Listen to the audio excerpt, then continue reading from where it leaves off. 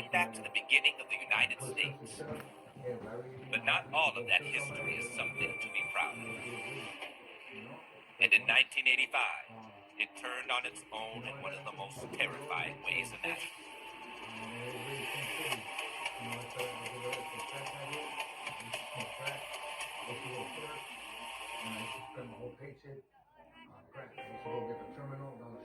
Philadelphia is one of the oldest cities in America. Founded in 1682, it played an instrumental role in the American Revolution. America breaking away from Britain and dealing with the aspect of its independence rests very, very clearly in Philadelphia. It has a very intense and very articulate political and constitutional involvement. There were two essential founding documents developed in Philadelphia. One was the Declaration of Independence, and the second one was the United States Constitution. But that same independence wouldn't be extended to the black community for quite some time. In each one of those documents, this inequality that you see still manifested in the way black people are treated was crystallized in those early documents. After Philadelphia abolished slavery during the American Revolution in 1780, it became known as the nation's cultural and financial center, with a large black population at its core. Then a boom in the textile industry drew immigrants from around the world. It's always been things going on within Philadelphia that would bring every generation, every culture in. Since then, Philadelphia's diverse population continues to soar, contributing to its rich culture. This is a beautiful place. We have the rivers and, but a really nice architecture. And it's a warm feeling when you come into Philadelphia. Very friendly. Folks has a lot of trust in one another. Like to, work together on different projects for the greater good of the community. I wouldn't leave Philadelphia for the world. Today, the city contains over 1.5 million people and continues to be a popular tourist destination. It's a historical town for music. A lot of producers, musicians came out of here. We had some sports figures come out of Philadelphia. We had Hollywood coming to Philadelphia. Rocky Balboa. We had Boys II Men. All of those guys, who really, pushed the culture in a positive direction. Our city has birthed so many outstanding African Americans, and these men worked hard for Philadelphia to make Philadelphia what it is. But Philadelphia's past also includes a long history of corruption, from organized crime to the local government. Despite its nickname, the City of Brotherly Love, the residents of Philadelphia have often been in conflict with one another. There's a great history that Philadelphia has, both on the light side and also on the dark side. Very dark underbelly. Poverty, drugs, you name it.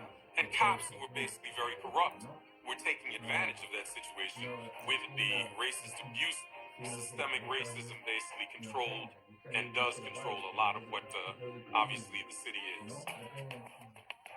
In the late 70s, early 80s, Philadelphia was still one of the most segregated cities, neighborhoods, and otherwise in the country.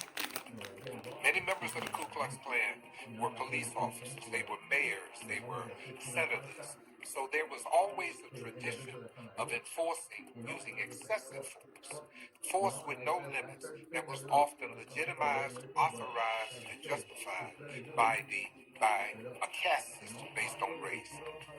And for those who call Philadelphia home, it's on the roof. The bomb explodes, creates an entire fire, decimating 3 blocks of a neighborhood. When the smoke finally clears, 11 people are dead. The city of Philadelphia has just bombed its own citizens. But how did it come to this? The The unrest began several decades earlier. The civil rights movements of the 1950s and 60s brought the rise of many different activists and organizations, including Dr. Martin Luther King Jr. and the NAACP. Philadelphia in 1970, it was going through a fairly significant political movement. The Black Panther Party was fairly active at the time. The black community was organizing politically in a way that it had not been before. One such organization was MOVE, a group of black revolutionaries in Philadelphia. In order for life to continue, it must move. And if it doesn't, it stagnates and dies. Movement is the essence of life, and the MOVE organization is a direct representative of explaining that essence. So that's how the name MOVE became to be the name of the organization. The group was founded in 1972 by Vincent Leaphart, who soon changed his name to John Africa. John Africa was a poor man from a poor family in a poor section of the city of Philadelphia.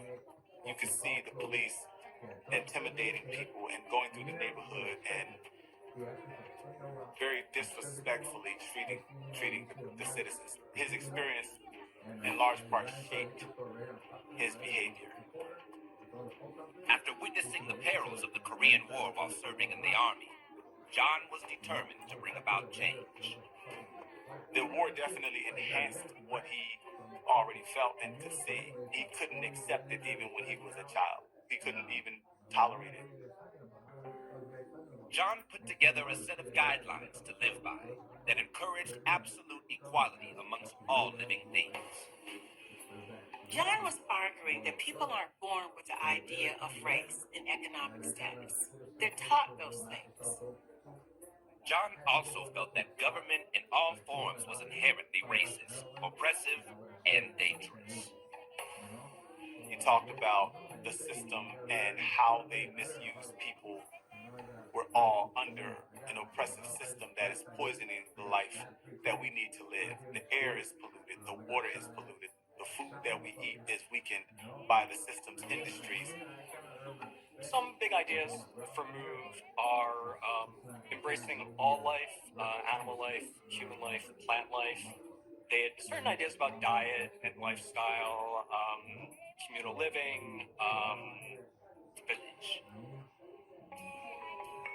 It's a very mixed area, and then you have this melting pot of people and classes and personalities, and MOVE flourished in that community.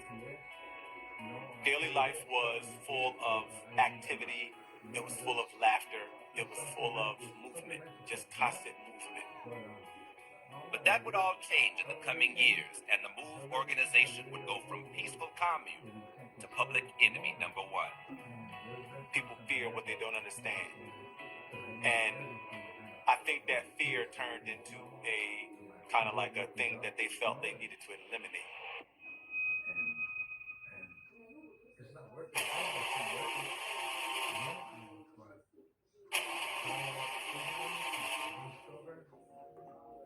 It's the mid-1970s, and cities like Philadelphia are experiencing a backlash from the passing of the Civil Rights Act. The conflict between police and black communities continues to rise. Philadelphia had a whole series of police shootings throughout that period of time, for which nobody paid any price, and these police officers got away with it. The members of the Black Liberation Group called MOVE are protesting social injustice and raising their children in accordance with their beliefs. MOVE children did not go to school. We taught reading, writing, and arithmetic. We very intentionally left out the heroic stories of George Washington, and we taught more about Martin Luther King and Rosa Parks and Malcolm X, the struggles that we ourselves face as freedom fighters. The MOVE guidelines call for its members to bring about revolution by protesting institutions that operate against their beliefs. They wanted to be heard. They did peaceful protests. They had signs, the right way. The disruption definitely got into the papers. Protesting was a big part of getting the attention about the mission. There were a lot of arrests. Like, arrest itself became a form of protest. And then we'll disrupt the court proceedings at every single one.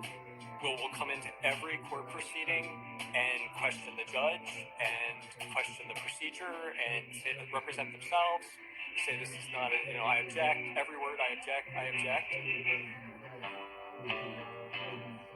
The group's mission to disrupt the system eventually led neighbors to file complaints with the Philadelphia police about the undesirable living conditions at the Moose Paddleton Village headquarters. They had this habit of discarding trash and refuse in the streets, and there were always neighborhood complaints about unsanitary conditions, the noise, the filth, that was emanating from the house. There were a lot of people that you could just feel the disdain. People saw us as a disruption. They saw us as wrong, as crazy or whatever. This quickly gains the attention of Philadelphia Mayor Frank Rizzo. You can't talk about policing in Philadelphia without talking about Frank Rizzo.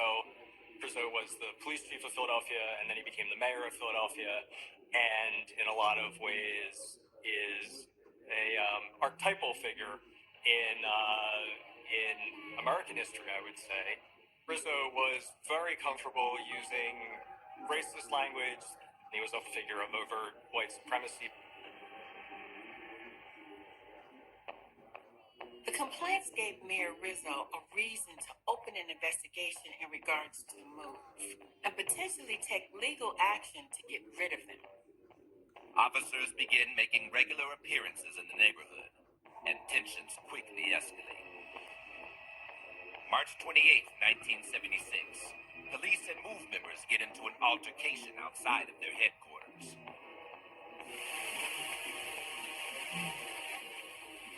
6 MOVE members are arrested. Afterwards, MOVE reports that the altercation had turned deadly. According to MOVE, Life Africa was a small baby, a newborn, who was born to one of the MOVE members and then soon after died in a confrontation with police. In MOVE's telling, the child was ripped from the mother's arms and stomped by police and killed. This is sort of the first blood, right? This is the sort of initial act of murderous violence that everything tracks back to. Due to their beliefs, MOVE refuses to allow an autopsy of the baby, and police deny claims that a baby was killed during the altercation. So an investigation never takes place. In turn, MOVE takes a more aggressive stance against the police. They felt as though they had to go in safe mode to protect their families, and wanted to use their rights to bear arms, to support that. John Africa built a platform around MOVE's house, and on May 20th, 1977, MOVE took a stand and said, no more. We ain't accepting this no more. If you come at us, we're going to defend ourselves. So MOVE, much like the Black Panthers, standing on our property, armed with weapons. If you come at us with fists, we'll match you with fists. If you come at us with clubs, we will use clubs. If you come in here shooting our brothers and sisters, we will shoot back in defense of our lives. Armed MOVE members also demand police to release their imprisoned members. The city decides eviction is the only way to return order to Paddleton Village. But when that doesn't work, the city tries to force the group out by cutting off their water and electricity. The standoff was in full effect. There were just tactics to try to find a way to disband the group. The police put up a blockade around the street, so you weren't allowed in and you weren't allowed out. There's no food or water coming in and out. No one to support that group. This thing was designed to totally isolate them and separate them from the rest of the world to the point where they're out of resources and they have to come out. It didn't work for them because members of the community were so supportive, and they continued to bring food. The city strikes a deal with Move to release the jailed members if they promise to vacate the premises. Move said, we'll take some land to go along with our people release and we'll roll out. They did release our political prisoners. But the peace is short-lived. There's another clash, and this time, Move fires back. When that exchange that they dragged into the house cut a hole in our floor and shot directly down on top of the people that were in the house. It's at that point that gunfire rings out. Disputed who fired first. The police will insist there were shots fired from inside the house. The police shot hundreds of rounds of ammunition at the people inside the house. There was tear gas. There were smoke grenades. People were screaming, the kids were crying, and all of that. It was chaos. When the smoke clears, Officer James Ramp is dead, and several other cops and firefighters are injured. All Move members surrender. Very dramatic images of people emerging from the basement. I mean, you have naked babies, what looks to be a war zone. And then you have Delbert, who emerges sort of from the other side. Delbert Africa was pulled from the building by his dreadlocks, kicked and beaten on the street. He was unarmed and he had his hands in the air and he was treated as if he was the scum of the earth. For the murder of Officer Ramp, 9 members of Move are arrested. Typically, when someone is killed, there's one person that gets the murder charge and then the other ones get the conspiracy charge. Well, in this case, every member was charged with murder. At court, Delbert Africa and the other members known as the Move 9 attest that Move did not fire any shots, and Officer Ramp died as a result of friendly fire. You could argue that Move did it. You could argue that Move didn't do it. But what you can't argue is that the police destroyed the entire crime scene. To tear down the house, within hours after a crime took place, to destroy the trees that would hold bullets that could prove the innocence of Move, and Move not get the opportunity to present the case for their innocence. All members of the Move 9 are convicted of third-degree murder. And I don't think it was a surprise to anyone when that happened. I mean, that was historically the way people had been treated by the police. But the conflict is far from over. In fact, worse is yet to come. In November of 1983, 5 years after the deadly confrontation in Powelton Village, Wilson Good becomes the city's first black mayor. Frank Rizzo was no longer a political force in the city of Philadelphia. But nevertheless, there was a certain mindset prevalent, I believe, in the Philadelphia Police Department that carried over into the new leadership. There would have been resentment in the department that Move was not only surviving, but seemed to be reviving and growing. John Africa has relocated the Move headquarters to his sister Louise's townhouse on Osage Avenue. Osage Avenue was like a middle-class African-American neighborhood with row houses that were largely well-kept and well-maintained. Life on Osage Avenue was just a peaceful environment. Neighbors did watch out for one another. And when the Move members came onto the block, they compromised that and caused tension. Their mission in life was to get the 9 members who were incarcerated released. And so the strategy that they utilized was to disrupt the lives of the neighbors in such a way that they would get the attention of the powers that be in the city of Philadelphia. They installed several loudspeakers on the house, and they broadcast an endless stream of obscenities. As soon as they thought that we were asleep, they got on the PA system and started on the move, we are moved. I'm like, oh, not again tonight. The group also began reinforcing their new headquarters. They were constructing this bunker. It had a slit in it that used firearms, and it was strategically positioned much higher than the roofs of every other house. They fortified the windows. They fortified the area leading into the yard. They had a sense of something that was going to be coming their way. Osage residents filed several complaints with the city, but the city does nothing.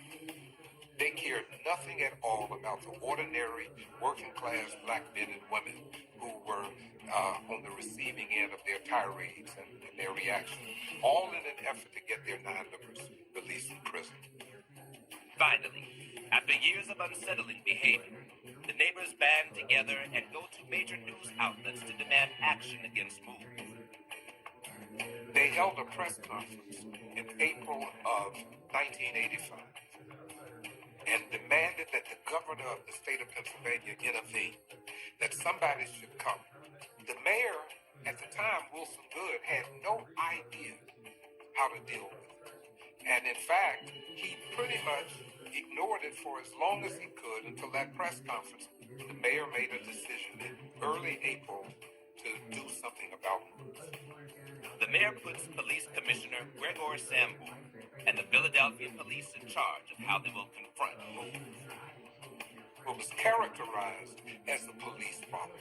And the police readily accepted the leadership position and readily accepted the assignment to figure out a solution to that problem. And on Sunday, May 12th, the police report to Osage Avenue. They evacuated several blocks because they anticipated that this could turn violent. They went door to door to all of the neighbors on that block and told them to pack an overnight bag. Then at 3:30 a.m. on May 13th, SWAT teams arrive and water cannons are positioned outside the row house. Inside are 13 members of Move, 6 children, 3 women, and 4 men, including John Africa. Some of those same officers who were there in 78 were positioned with sniper rifles and guns in the back alleyway behind the Move company. At 5:35 a.m., Police Commissioner Sambor makes a statement. Gregor Sambor got on the loudspeaker and said, "Move, we have an arrest warrant for 5 of your members." A male and a female got on the microphone and cussed him out. "You better make sure your insurance is paid up, you white redneck police officers, because Move members will be sleeping with your wives after you die."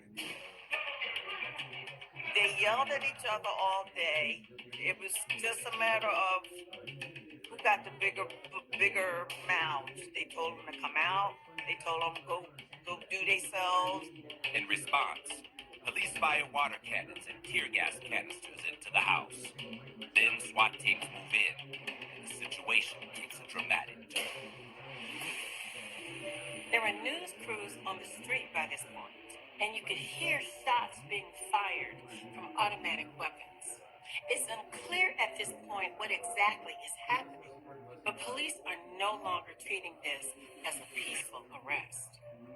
In 90 minutes, they shot 10,000 rounds of ammunition into that row house.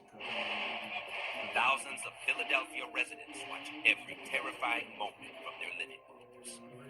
This is the first time, really, ever, that the news went live and stayed live. The next thing that comes out on the news is the helicopter circling. It's an ominous sign of the explosive violence that will soon stun all of Philadelphia.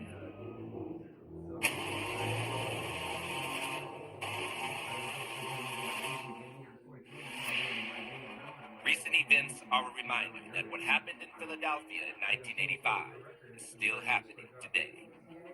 A conflict between black citizens and police, with no easy solution. In the case of MOVE, you had an organization of black people trying to shine a light on abuse by police and government. Their methods weren't well received, but their point is made by the way law enforcement reacted. If you throw gasoline on a fire, it's going to burn, and we're still seeing that across the country today.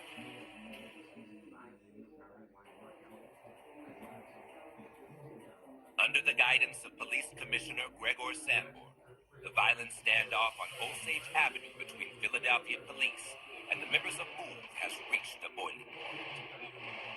Police, they are now frustrated and angry that MOVE is still defying them, and they decide to get a police helicopter and circle over the building. A member of the bomb squad suggests dropping C4 plastic explosives from the helicopter. They have the high ground.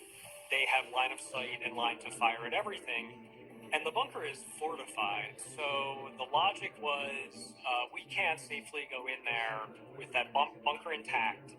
And so to eliminate the bunker, we're going to drop a bomb from a helicopter. The goal was to open an entryway for police to enter MOVE headquarters through the roof. At 5 o'clock that day, the mayor approved the use of explosives on the roof. The bomb actually dropped at 5:27.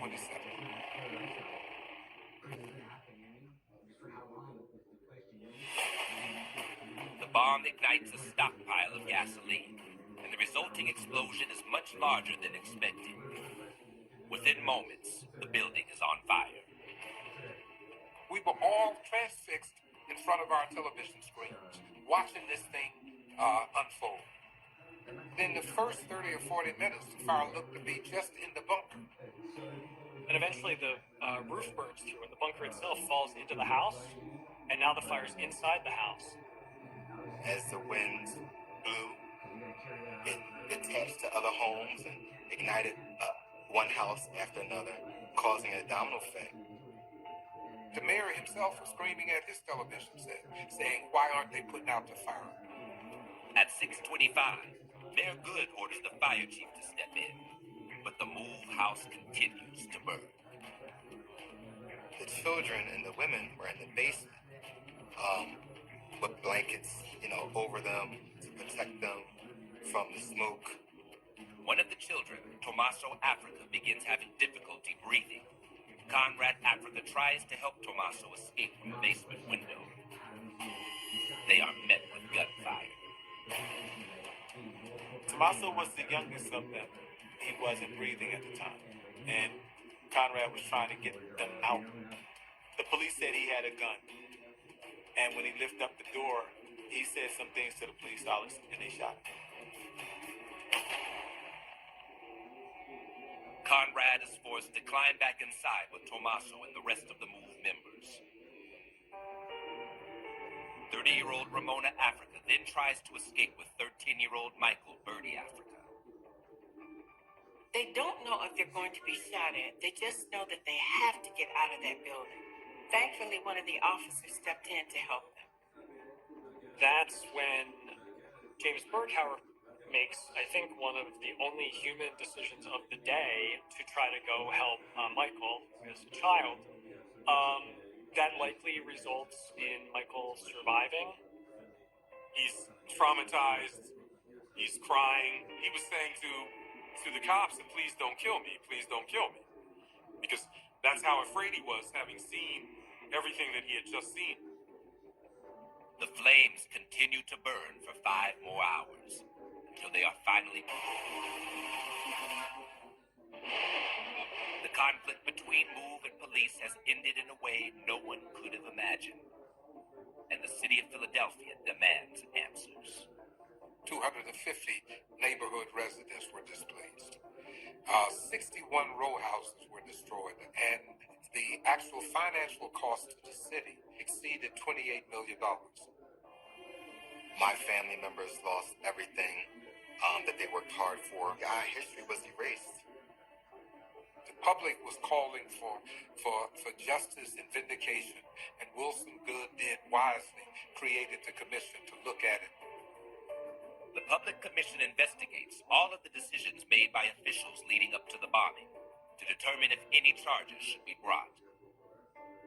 Everybody knew that there were 5 children in that building. The excuse was that the MOVE members are armed and dangerous.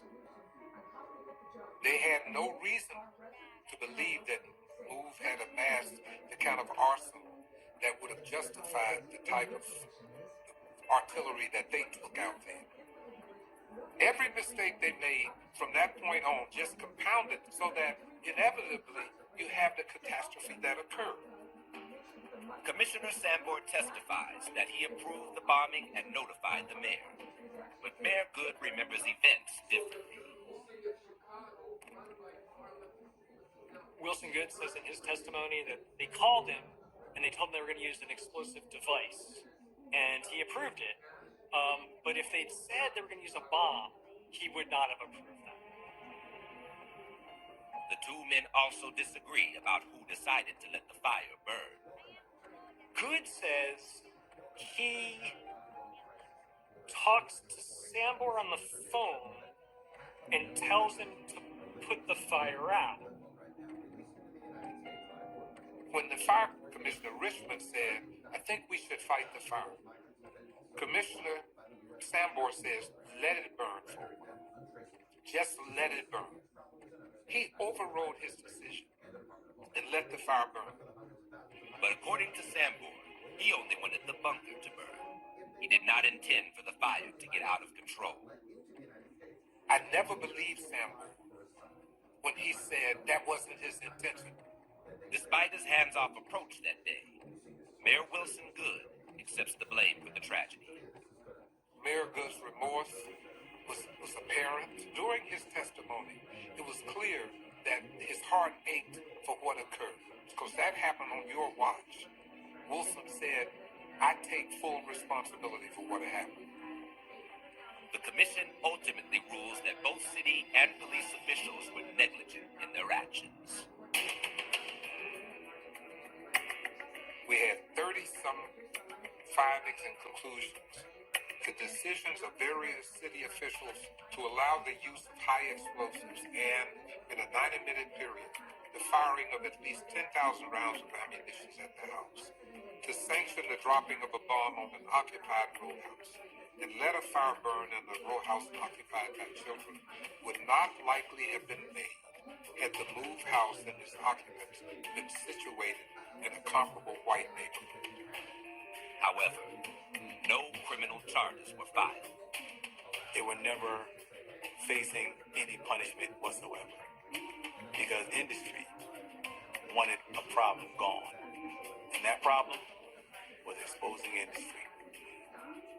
The only person convicted of committing a crime during the incident is Ramona Africa, the sole surviving adult member of MOVE. Ramona Africa was charged with riot, and she was sentenced to 7 years. After 41 years, the last member of the MOVE 9 is finally released from prison. When my father came home, I told him, you deserve to have whatever you want. What do you want? And my dad looked at me and he said, Mike, all I want is to marry your mom, like I should have done 40 years ago. Today, the organization continues to fight for their beliefs, but they know retaliation could come again at any moment. What happened to my family could happen tomorrow. The system is a dangerous thing.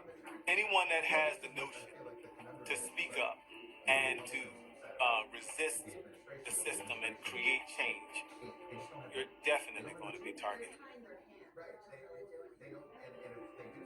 As society evolves, one way to move forward is to change the perception police have of the communities they are sworn to protect and serve. But for the city of Philadelphia, the events of May 13th, 1985 will never be forgotten. I think about the kids every day. It still hurts, but we ain't giving up. As long as there is a system that is threatening us every day, all day, 365. We have to fight.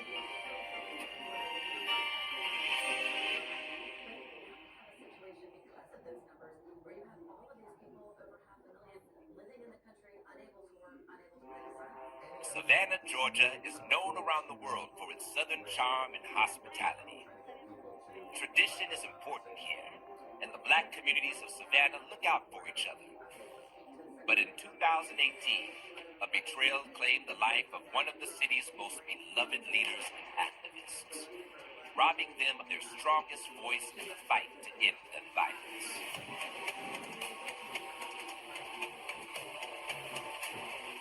The structure of it over the past couple of hundred years, it takes your breath away. You'll be hard-pressed to find another city that is as beautiful as Savannah. Millions of tourists visit each year to shop along River Street and dine at some of the finest restaurants southern Georgia has to offer. You're right on the ocean, the Atlantic Ocean. So obviously you can just only imagine the fish, all types of different seafood. And that's one of the big draws to Savannah. But for all of its southern charm, Savannah faces the same problems as larger cities. There's a dichotomy between the gorgeous Victorian houses, the southern romance that brings everyone here, and the have-nots, literally just a few streets over. There are communities within Savannah that have had issues, systemic issues, for generations. And I think a lot of it comes from, the inability to have opportunity. And I'm in the new apartment across the freeway, so somebody just got shot. Around 2 a.m., Savannah police respond to reports of a shooting outside an apartment building on Randolph Street. Upon arrival, the responders observed a large black man shot several times in the parking lot of the apartment complex.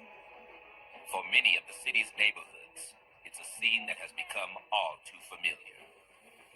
gun violence in Savannah is unfortunately a fact of life. In fact, in 2015, there were 53 homicides. You can drive through Savannah, certain parts of Savannah, and hear gunshots at night, on any given night. But this time, the victim is someone everybody knows and loves. 32-year-old community leader and activist, Chantre Grant.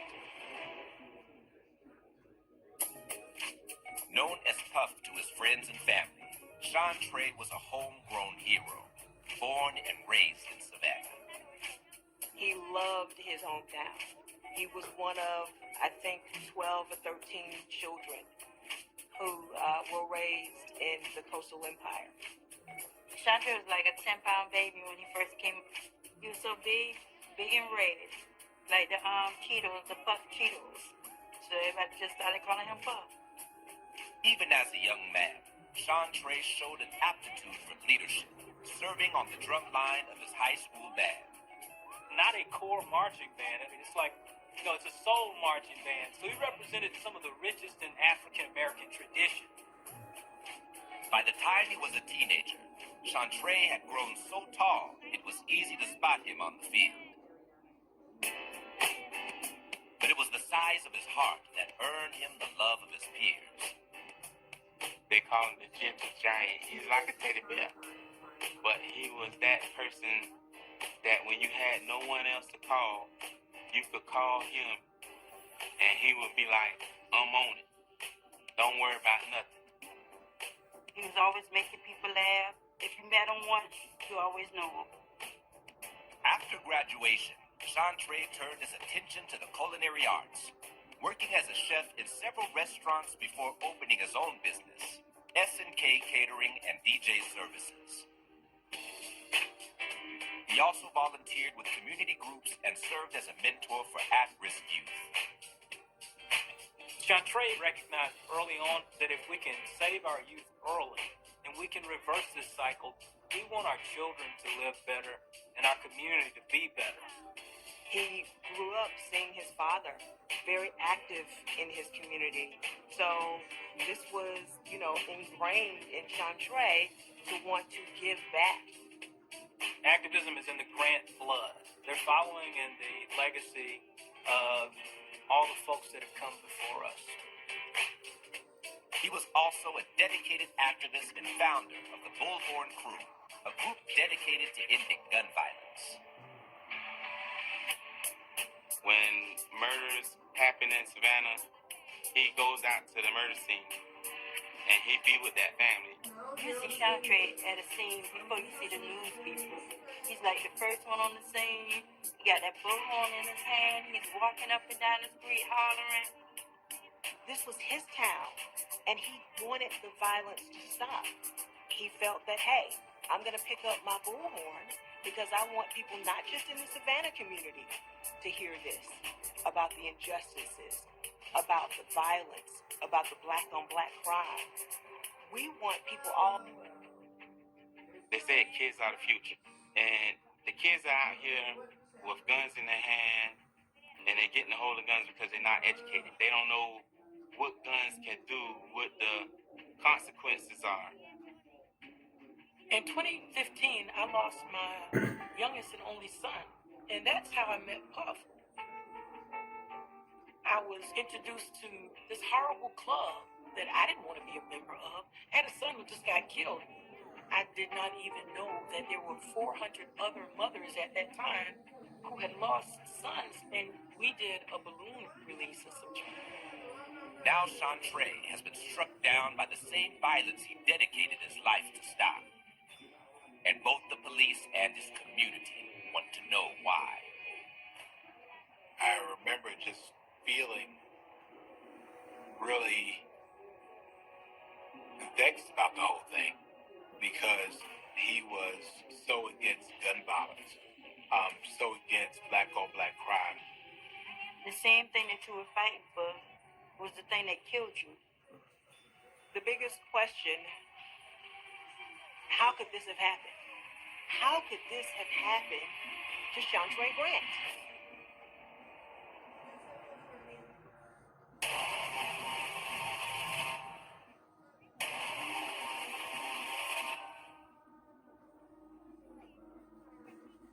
Savannah's black communities make up over 50% of its population, and some have been there since before the Civil War.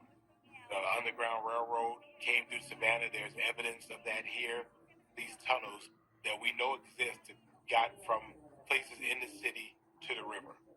The Gullah Geechee community is huge in Savannah. Following slavery, they said this is the area where we want to settle, where we want to raise our family. So you're talking about generations and generations. It's a reminder to young folks and old folks alike that the way we live now, we did not always live. People had to sacrifice. People had to risk their lives, and in some cases gave up their lives. But many are still losing their lives to poverty and to crime. Everybody used to go from house to house, playing, you stay out till after dark. Now it's so much killing, and it's like people just don't respect anybody anymore. And now the latest victim is a beloved leader in the community, 32-year-old Chantre Grant. And I got out there and I seen my brother just laying on the ground. It was like someone snatched the breath out of me. I got the call around 3 o'clock that morning. DeAndre was on the phone. He said Chantre got killed. Before I could even call the rest of my family to let them know, it was already all over Facebook. It sent shockwaves through the Savannah community, and a lot of people who loved and knew him for so long. It was unbelievable that a young man who stood for so much in the community could fall victim to violence the way he did. Obviously, people wanted to quickly know, how did this happen? Who would want to do something like this to someone who was so beloved in our community? Officers secure the area outside the apartment complex and begin searching for evidence. They find several 9mm shell casings near Chantray's body. It appears that he'd been ambushed by at least one gunman as he got out of his vehicle. The investigators were led to believe that this was a possible armed robbery because the victim's wallet and money were missing. His brother knew that he had a gun, so not only did they rob him, they took his gun. Chantray was a big guy. He didn't feel like he had to take many precautions, but he wasn't so, naive to think that he could not himself fall victim to violence. So yes, he was armed. He was armed that night. But it doesn't appear that Chantray attempted to defend himself. The medical examiner determines that he'd been shot a total of 8 times, 5 of which were in the back. Immediately, we went out to the apartment complex. Everyone we spoke to said this had to be random.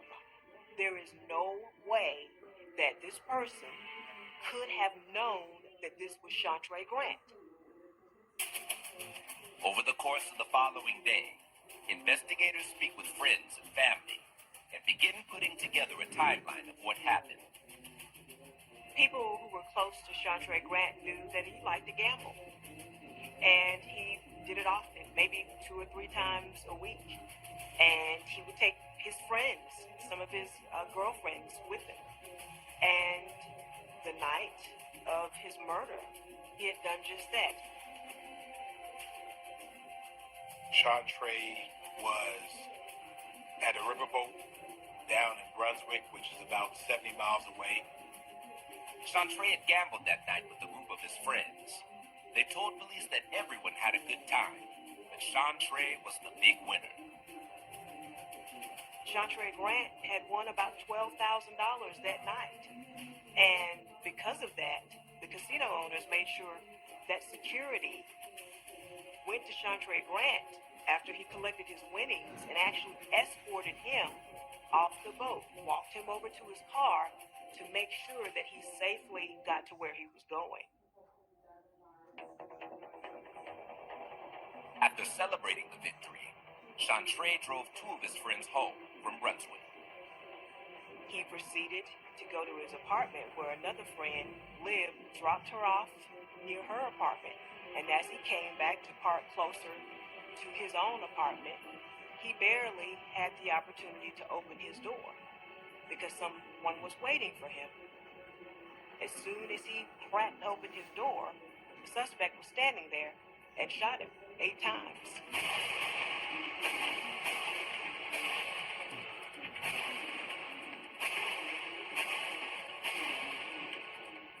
Was it possible someone on the boat that night followed Chantray back to Savannah to take his winnings? How in the world could someone have known, just in a random crime, that Chantray Grant is pulling up to an apartment he had only lived in for a few weeks? The details about his night, the money that he had won, the fact that he was armed, they knew that this was not a random crime. They believed, Chantray Grant's friends believed, that he had been set up.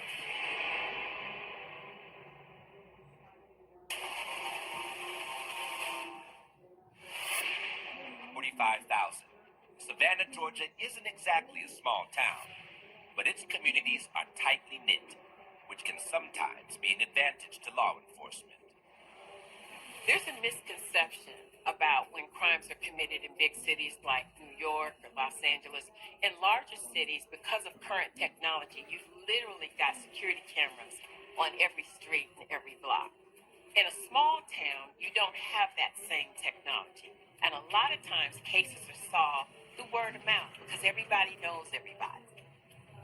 It's the detective's job and responsibility to keep asking the questions to get the answers that you need to solve the case.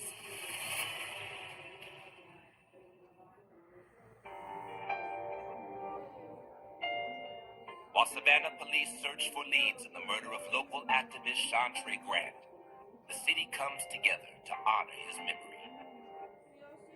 On June 22nd, a vigil is held at the spot where Chantre was killed. Being a reporter in Savannah for the past 4 years, I've been to far too many vigils. And there had to be 200 to 300 people that showed up. There were 2 community activists, Dietrich Leggett and Linda Wilder Bryan, who are both on city council right now. They were there spearheading the initiative to raise awareness. And not only raise awareness of his memory, but to also have a community take a proactive stance in finding his killer. A few days later, a memorial service is held and Chantre Grant is laid to rest. You would have thought a Hollywood entertainer had died. There were hundreds and hundreds of people who packed that church that day to say goodbye, to pay homage. During his funeral services, Savannah came together. Savannah showed a lot of love. The benefits held for his funeral services, they showed a lot of love. I think he would have been very, very satisfied with his arrangements, the way they were carried out. But as the days turn into weeks, investigators are no closer to finding the killers. Although many residents of Chantre's apartment complex reported hearing the gunshots, no one appears to have seen anything. The biggest issue that was happening during these years in Savannah is the fact that nobody wanted to talk about crime. It was taboo. People are afraid. People know in this community who the troublemakers are. People know who is perpetrating most of the crime, the drugs, the guns, but they're afraid to speak out for whatever reason. Unfortunately, there's a stigma in our community and communities across the country that snitches get in ditches. And to me, it's an asinine way of thinking. Snitches help save lives. The only thing was going through my mind was, I cannot let this be a cold case. I was like, hey, we gotta start putting up a reward, something to get folks to talk. If they didn't want to talk to us, they can talk to Crime Stoppers. Call in, stay anonymous. We just wanted the killer. The reward leads to a flood of phone calls. Police were getting tips from all over the place, thoughts about who they thought could be involved. People were calling, people were talking. When you really care about somebody, there's a buzz, and people were actually trying to call us and say, well, the word on the street is that this person and that person. They started making connections. Those connections led detectives to relook at Chantre's gambling trip on the night he was killed. There were 3 women who drove down to Brunswick with Chantre Grant that night. 2 of those women, Chantre Grant knew very well. He was friends with them within the community. He had grown up with these women. There was another woman who Chantre did not know that well. The young woman's name was Delante Grant. He took her with him because she was a friend of another friend, and he paid for everything that night because she didn't have any money. I wasn't surprised that he shared his money because Puff is a kind-hearted person. All you had to do was ask if you needed it. Investigators obtained Delante's contact information, and after obtaining a warrant for her phone records, detectives find the breakthrough they've been looking for. From the time that Chantre Grant won the money to the time they returned to Savannah, Delante was in communication via text messages with someone about everything that was happening during that trip.